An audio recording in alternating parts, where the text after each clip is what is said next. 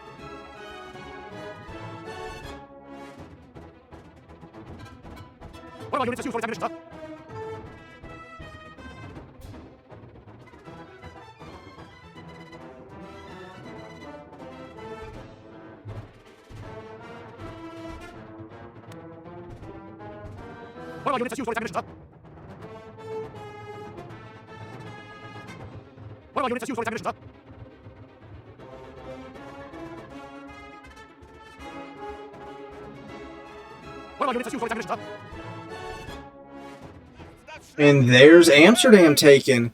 I decided after taking Amsterdam to go ahead and make peace with the French and focus more on unifying the rest of North Germany. This included Oldenburg, even going after the Dutch, which proved to be a much, much harder thing to conquer. I lost a lot. I lost a lot. But we were able to eventually take Copenhagen, even if it meant, in the meantime, losing whatever that city to the south of it's called, but we'll get it back in time. Until even further news struck. The French were tired with their peace and declared war on us, which now meant we were now fighting a two-faced war, a two-fronted war. Yep, the entire reason I even went to war with Denmark was because we were at peace with France, and I thought they were gonna be a pretty easy enemy. As it turns out, they weren't. They basically stacked wiped two of my armies, which is fun. But you know, what happens, happens. We also lost Oldenburg to a rebellion, which I think these rebellions are just so stupid. I don't know why they spawn with one and a half full armies of great units. That's just doesn't make any sense. Why do they have all this artillery, all this BS, when it's a rebellion? But with all this strife and war and armies marching everywhere, losing settlements and losing stuff, it's about a good time. I think it's about a good time to end this episode. Hope y'all had a good time watching it, and hope y'all have a good rest of y'all's day.